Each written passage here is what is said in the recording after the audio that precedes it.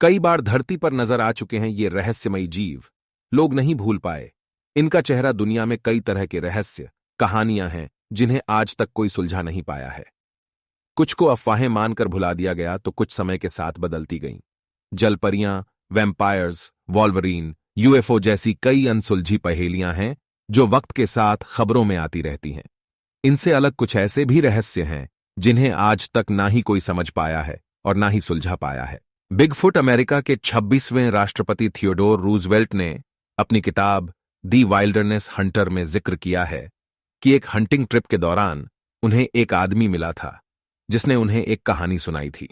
TNT area नाम के एक जगह पहुंचे तभी उन्होंने देखा कि रास्ते के बीचों बीच पंख वाले एक इंसान खड़ा है जिसका बड़ी बड़ी लाल लाल आंखें था, लेकिन गाड़ी उसके पास पहुंचते ही वो वहां से उड़ गया। उस अजीबोगरीब प्राणी को देख के गाड़ी में सवार चारों लड़के लड़कियां काफी डर गए और तेजी से शहर की ओर भागने लगे। पर कुछ देर बाद फिर से वो रहस्यमय प्राणी दिखाई दिया। इस बार वो उनके कार का पीछा कर रहा था। अजीब बात यह है कि कार की रफ्तार 160 किलोमीटर का था, फिर भी वो प्राणी उनके बराबर ही उड़ रहा था। उसने उनके कार का पीछा पॉइंट प्लेजेंट शहर तक किया और उसके बाद कहीं चला गया।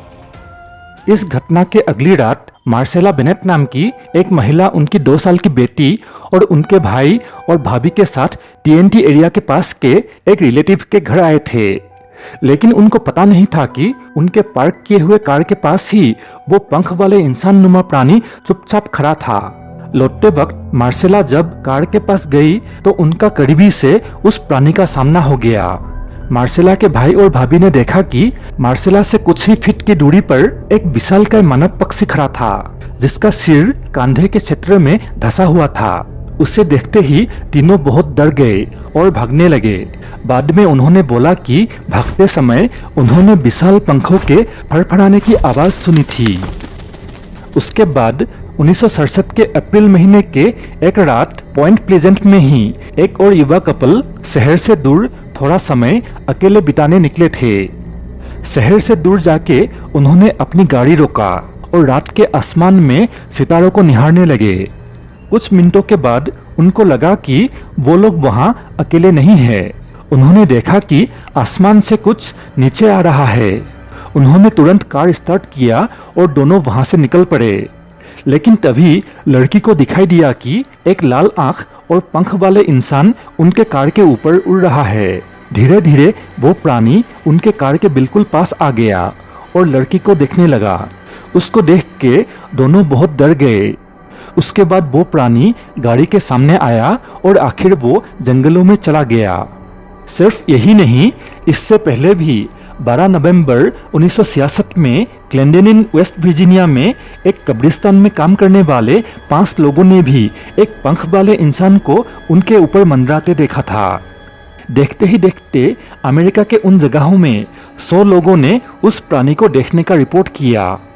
प्रत्यक्षदर्शियों से मिले विवरण से उस प्राणी का नाम पड़ गया मॉथमैन। जल्दी उस रहस्यमय प्राणी के बारे में न्यूज़पेपर्स में खबर प्रकाशित होने लगे। पुलिस ने उन जगहों पर जाके छानबीन किया जहां जहां उस प्राणी को देखा गया था, पर कुछ हाथ नहीं लगा। तो वो था क्या जो एक इंसान जितना बड़ा है, 2 पंख और 2 बड़े बड़े लाल आंखें हैं, जो काफी तेज उड़ सकता है। क्या सच में ऐसे जीव इसी दुनिया पूरे दुनिया में इतिहास की कहानियों में उड़ने वाले जीवों का उल्लेख है। काले पंख वाले उड़ने वाले इंसान जैसे जीवों की बात कही गई है। पूरे इतिहास में कई अलग अलग उड़ने वाले राक्षसों का भी उल्लेख है। अमेरिका में एक ऐसा प्राणी है जिसे थंडरबर्ड कहा जाता है।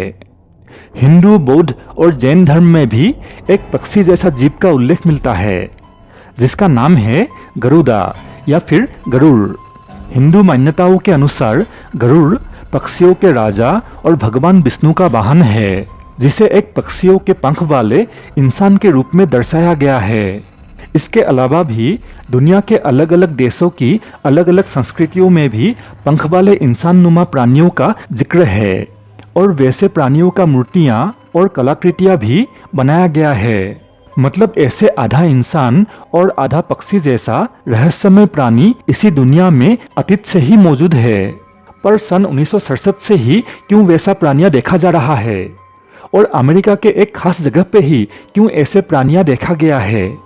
क्या ऐसा हो सकता है कि एक नए किस्म की प्रजाति का विकास हुआ है? हो सकता है, क्योंकि जहाँ पे उस प्राणी को पहली बार देखा गया था उस जगह का नाम है TNT एरिया, जहाँ दूसरे विश्व युद्ध के समय गोला बारूद और केमिकल्स का फैक्ट्रीज था, और युद्ध के बाद फैक्ट्रीज और गोडाउन्स को बंद कर दिया गया, और धीरे धीरे उस जगह को जंगल ने ढक लिया, और वो जगह वीरान होने के साथ साथ गोडाउन से निकले रसायन से वहाँ के तालाब दूषित हो गया। हो सकता है कि ऐसी किसी कारण से वहाँ एक नए प्राणी का जन्म हुआ हो, जिसको लोगों को दिखाई देते हैं और लोग उसे मॉथमैन कहते हैं, जो मानो कि मक्खी की आंख, चिड़ियों की पंख और इंसान का मिश्रण से बना हो। पर यह शायद एनिमल म्यूटेशन से भी नहीं बना है, क्योंकि सन 1880 में भी न्यूयॉर्क में एक पंख वाला उड़ता हुआ इंसान दिखाई दिया था। तो मॉथमैन असल में है क्या? कुछ लोगों ने यह भी कहा है कि वो कोई बड़ा सा उल्लू होगा, जिसे लोगों ने रात में मॉथमैन समझ लिया होगा, नहीं तो कोई बड़ा पक्षी होगा।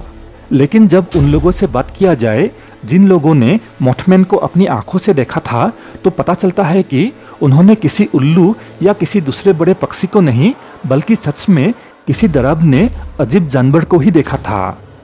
और साथ ही कोई भी उल्लू या पक्षी 160 किलोमीटर तेजी से किसी गाड़ी का पीछा नहीं कर सकता है। साथ ही मॉथमैन उल्टा भी उड़ सकता है। इसका पता तब चला जब काफी सालों के बाद मॉथमैन फिर से दिखाई दिया।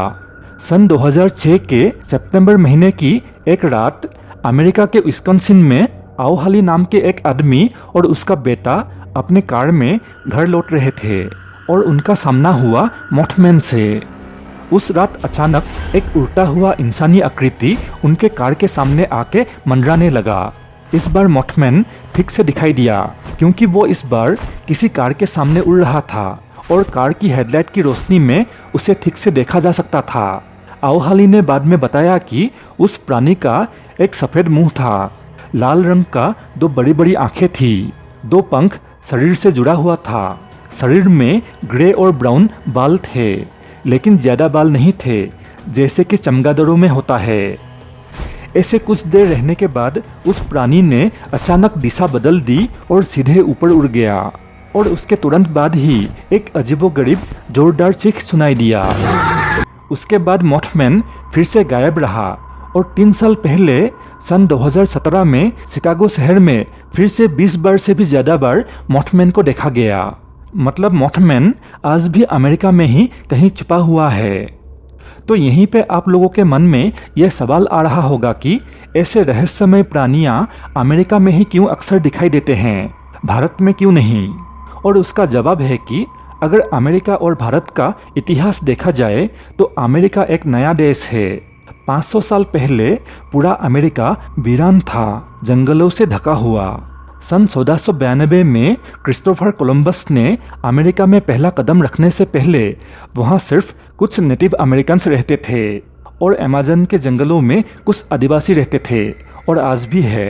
उनके अलावा पूरा का पूरा अमेरिका जंगल हुआ करता था, और ऐसा एक महादेश जहाँ इंसान ना के बराबर हो, वहाँ कई अलग अलग प्रजाति के जानवर का निवास होना सामान्य बात है। और आज भी अमेरिका में इंसानों का आबादी वहाँ के जगह के तुलना में बहुत ही कम है। आज भी अमेरिका में बड़े बड़े वीरान जगह है और विशाल जंगल भरा पड़ा है, जहाँ मॉथमैन जैसा रहस्यमय प्राणी आसानी से चुपके रह सकता है। साथ ही दुनिया का सबसे बड़ा जंगल अमेज़न रेन फॉरेस्ट भी अमेरिका में ही है, जिसके आधे से भी ज़्यादा हिस्सों पर अभी तक पूरी तरह से खोजबीन नहीं किया गया है। अभी भी बहुत सी प्रजातियां खोजी जानी बाकी है। ना जाने अमेरिका के जंगलों में मॉथमैन जैसा और कितने रहस्यमय प्राणी छिपे हुए हैं।